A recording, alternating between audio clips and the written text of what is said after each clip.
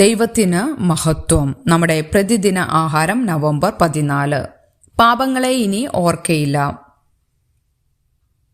ഞാൻ അവരുടെ അകൃത്യം മോചിക്കും, അവരുടെ പാപം ഇനി ഓർക്കയും ഇല്ല. യിരെമ്യാ പ്രവാചകന്റെ പുസ്തകം 31-ാം അധ്യായം 34-ാം വാക്യം. ഞാൻ ഒരിക്കലും ഐസ് കണ്ടിട്ടില്ല, പക്ഷെ എനിക്കത് അനുഭവപ്പെട്ടു. ഞാൻ ഓടിച്ചിരുന്ന പിക്കപ്പിന്റെ എൻ്റെ മുത്തച്ഛൻ്റേത് പിൻഭാഗം മീൻവാല് പോലുള്ളതാണ്. ഒരു പുളച്ചിൽ 2-3 വാൻ വായുവിലൂടെ 15 അടി താഴ്ചയിലേക്ക് വീണു. ഞാൻ മരിക്കാൻ പോകുന്നില്ലെങ്കിൽ ഇത് ഗംഭീരമായിരിക്കുന്നു. ഞാൻ ചിന്തിച്ചത് ഓർക്കുന്നു. ഒരു നിമിഷത്തിനു ശേഷം ട്രക്ക് കുത്തനെയുള്ള ചരിവിലൂടെ താഴെ കുരുണ്ടു. തകർന്ന ക്യാബിനിൽ നിന്ന് ഞാൻ പരിക്കേൽക്കാതെ ഇഴഞ്ഞ് പുറത്തു വന്നു. 1992 ഡിസംബറിലെ ഒരു പ്രഭാതത്തിൽ ട്രക്ക് പൂർണ്ണമായും തകർന്നുപോയി. ദൈവം എന്നെ രക്ഷിച്ചു. എന്നാൽ എൻ്റെ മുത്തച്ഛൻ്റെ കാര്യമോ? അദ്ദേഹം എന്തു പറയും? സത്യത്തിൽ അദ്ദേഹം ട്രക്കിനെക്കുറിച്ച് ഒരക്ഷരം പോലും പറഞ്ഞില്ല. ശകാരമോ തിരിച്ചടവ് പദ്ധതിയോ ഒന്നുമില്ല.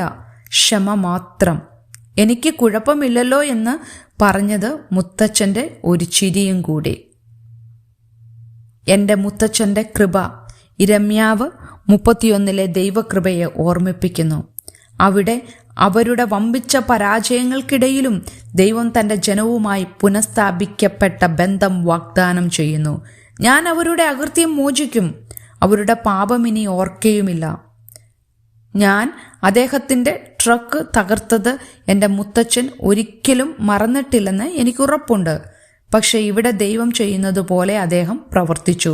അതോർക്കാതെ, എന്നെ ലജ്ജിപ്പിക്കാതെ, ഞാൻ ശരിയായ കടം വീട്ടാൻ ഒരു ജോലി എന്നെക്കൊണ്ട് ചെയ്യിപ്പിക്കാതെ, ദൈവം പറയും പോലെ ഞാൻ ചെയ്ത വിനാശകരമായ കാര്യം ഒരിക്കലും സംഭവിച്ചിട്ടില്ലെന്ന മട്ടിൽ എൻ്റെ മുത്തച്ഛൻ അത് ഇനി ഓർക്കാതിരിക്കാൻ തീരുമാനിച്ചു.